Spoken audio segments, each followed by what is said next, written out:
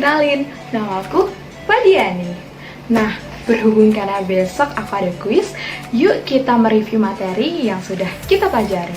Nah, sekarang aku mau review materi tentang struktur neuron.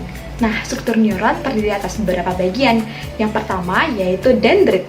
Dendrit berbentuk seperti akar pohon dan berfungsi untuk menyalurkan impuls ke badan sel.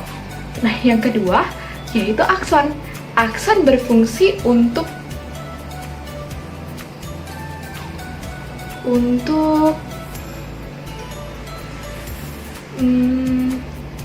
apa ya? Ini dia cara aku untuk lebih mudah mengingat sesuatu. Jadi, aku adalah orang yang visual sehingga dalam menghafal atau mengingat, aku harus menggunakan objek-objek dengan bentuk tertentu dan warna-warna yang unik. Sehingga alat-alat ini sangat membantu aku untuk memvisualisasikan dan memberikan ingatan-ingatan yang lebih tajam.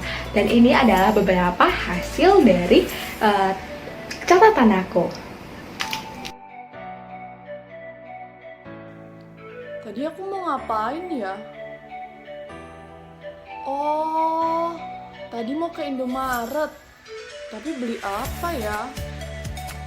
Oh, tisu, masker, sama roti. Duh, dicatat deh. Biar nggak lupa, beli tisu, masker, roti. Oke, Indomaret deh. Eits, kalian tahu nggak kenapa mencatat itu bisa meningkatkan memori? Nah, jadi dalam 3 tahapan ingatan itu ada encoding, ada storage, dan juga ada retrieval. Nah, gimana? Tadi saya juga udah berusaha mengcoding, yaitu saya tuh mikir mau beli roti, tisu, sama masker. Roti yang rasa coklat, tisu warna putih, sama satunya adalah masker yang warna abu-abu. Nah, selanjutnya saya menyimpan informasi tersebut. Tapi nih, kebetulan saya lupa. Nah, gimana caranya saya bisa ingat lagi? Nah, saya catat. Nah, dengan mencatat tadi itu, kita melakukan tahap ketiga yaitu retrieval atau mengingat kembali. Nah, dengan mencatat juga, kita bisa meningkatkan kinerja otak kita loh. Kalau otak kita bekerja dan kita latih terus-menerus, kita bisa mengurangi yang namanya resiko kepikunan. Nah, maka dari itu, saya mencatat informasi tadi.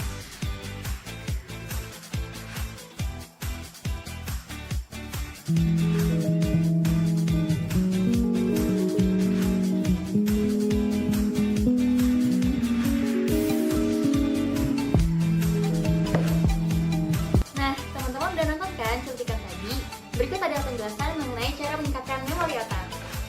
Sebelum saya membahas bagaimana cara untuk meningkatkan memori, saya ingin menjelaskan lebih dulu apa sih itu memori. Jadi, memori itu adalah proses mental yang meliputi pengkodean, penyimpanan, dan pengelolaan kembali informasi dan pengetahuan yang terpusat di dalam otak. Nah, terdapat 3 tahapan untuk penyimpanan informasi dalam otak. Yang pertama itu adalah sensoris motor. Nah, sensoris motor ini adalah ingatan yang berkaitan dengan penyimpanan informasi berdasarkan panca indera. Kemudian yang kedua itu adalah short term memory atau sering disebut sebagai working memory. Nah, ini adalah penyimpanan informasi bersifat jangka pendek. Kemudian yang terakhir itu adalah long term memory. Nah, long term memory ini adalah penyimpanan informasi yang bersifat permanen. Setelah menjelaskan secara singkat tentang memori, selanjutnya saya akan membahas tentang cara meningkatkan memori. Nah, seperti cuplikan video sebelumnya, di sana saya terlihat menggunakan cara mereview kembali. Kenapa sih saya menggunakan cara mereview kembali? Karena dengan cara kita mereview kembali, kita dapat mengingat kembali informasi-informasi atau materi-materi yang sebelumnya telah kita pelajari, sehingga kita akan lebih mudah untuk menghafal dan juga mengingat. Terdapat 3 tahapan untuk mengingat. Yang pertama itu adalah encoding. Nah, encoding itu adalah di mana materi-materi yang sebelumnya kita udah pelajarin, itu akan menjadi informasi yang akan masuk ke dalam otak kita.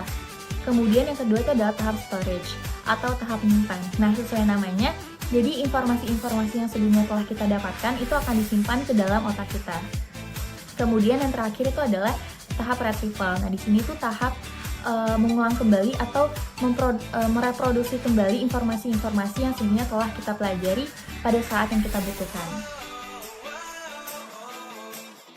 Nama saya Nita Triana Marta dengan 3 digit Mutakhir 057 ingin mempresentasikan mengenai teknik atau cara untuk menambah daya ingat serta memori manusia. Di sini saya akan menyampaikan teknik yang dinamakan sebagai strategi mnemonik. Mnemonik sendiri dalam kamus lengkap psikologi adalah seni meningkatkan daya ingat dengan bantuan. Menurut Muhyiddin Shah Muslihat, mnemonik sendiri merupakan kiat khusus yang dijadikan sebagai alat pengait mental untuk memasukkan item-item informasi ke dalam akal seseorang. Nah, di sini ada contoh kasus nih, seperti kayak aku memperkenalkan diri. Hai, nama aku Anin. Dia memperkenalkan diri sebagai Hai, nama aku Jeffrey. Nah, tapi di sini kita udah pisah nih, besoknya kita baru ketemu lagi. Tapi aku udah lupa dia namanya siapa.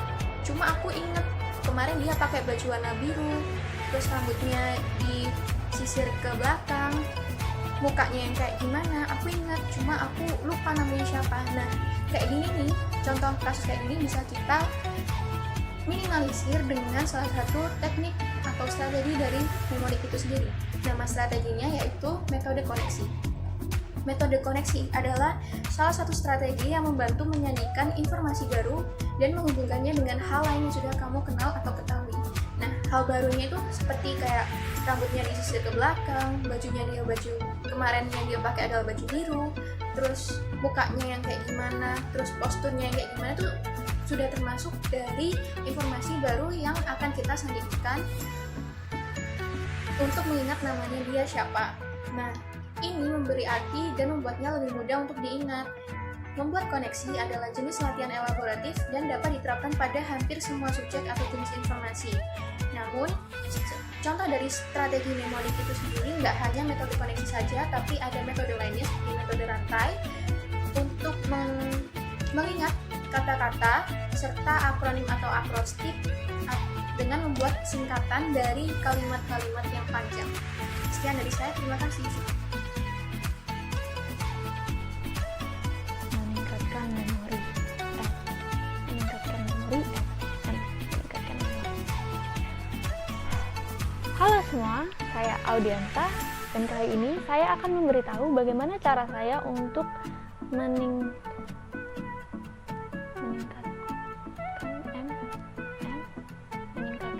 meningkatkan memori saya. Nah, itu tadi merupakan salah satu contoh bagaimana cara saya untuk meningkatkan memori, yaitu dengan mengasosiasikan informasi-informasi yang telah saya dapat dengan suatu kata atau suatu huruf tertentu. Hal ini tentu saja sejalan dengan 3 proses dasar memori manusia, yaitu yang pertama, ada encoding atau pemberian kode-kode pada informasi yang telah kita dapat. Yang kedua, ada storage atau proses menyimpan informasi-informasi tersebut yang sudah diberi kode di dalam otak kita. Dan yang terakhir ada retrieval atau pengingatan kembali atau penyampaian kembali informasi-informasi yang sudah kita simpan yang kita terima dari masa lampau. Begitu. Jadi, cara saya untuk meningkatkan memori saya adalah dengan mengasosiasikan informasi-informasi yang telah saya dapat dengan suatu huruf atau suatu kata tertentu. Sekian dari saya, terima kasih.